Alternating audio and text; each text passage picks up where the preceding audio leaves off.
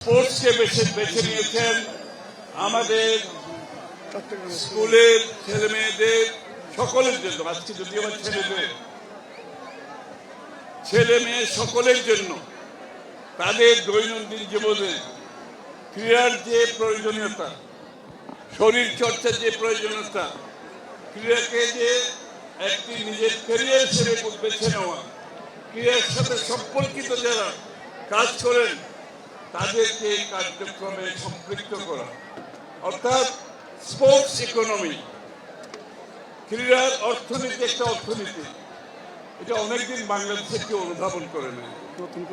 তারেক রহমান সাহেব নতুন কুড়ি চালু করেছেন, যার মাধ্যমে সমস্ত স্কুল এর ছেলেমেয়েরা আজকে সংযুক্ত হয়েছে।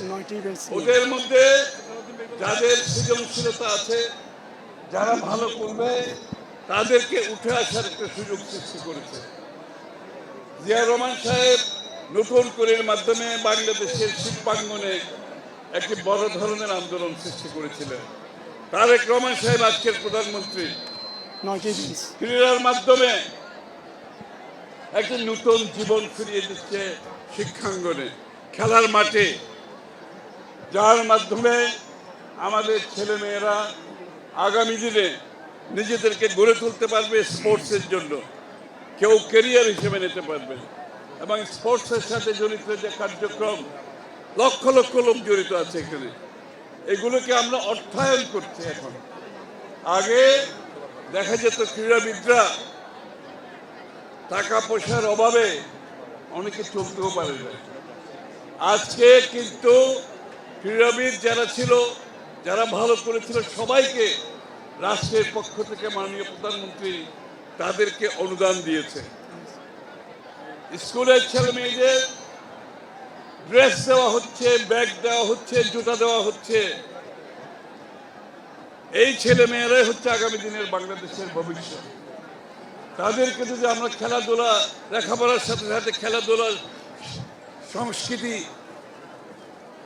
সাথে পরিচিত করতে না পারি, একসাথে গড়ে তুলতে না পারি, শুধুমাত্র বই পড়ে জীবন গঠন করা যাবে না এবং সুস্বাস্থ্যের মালিক হতে হবে। তাই অনেক জোর দেওয়া হচ্ছে। আজকে এখানে জার্সি দেওয়া হয়েছে, বুট দেওয়া হয়েছে, জার্সি দেওয়া হয়েছে, হ্যাঁ, কনভেন্স দেওয়া হয়েছে, আসা যাওয়ার ভাতা দেওয়া হয়েছে। এর অর্থ একটা, যাদের যে সৃজনশীলতা আছে তারা যাতে উঠে আসতে পারে। আমি নিশ্চিত আমরা যে স্পোর্টস ইকোনমি, স্পোর্টসকে মূলধারা এনে নাগরিকদের যে নতুন নাগরিক করার যে উদ্যোগ নেওয়া হয়েছে, স্পোর্টস মধ্যে তার মধ্যে একটা অন্যতম। আমরা সংস্কৃতি ক্ষেত্রেও তাই করছি, সর্বক্ষেত্রে, কারিগরির ক্ষেত্রেও তাই করছি। খালি লেখাপড়া করলে হবে না, সংস্কৃতি, স্পোর্টস, কারিগরি শিক্ষা সবকিছু একসাথে যেতে হবে। তাহলে একজন ভালো নাগরিক হবে, তার আয়ের পথ ফুটে আসবে। আমরা স্পোর্টসকে একটা অর্থনীতির কর্মকাণ্ডের মধ্যে নিয়ে আসছি এবং এই স্পোর্টসের মাধ্যমে যাতে মানুষ জীবিকা বহন করে জীবনযাপন করতে পারে।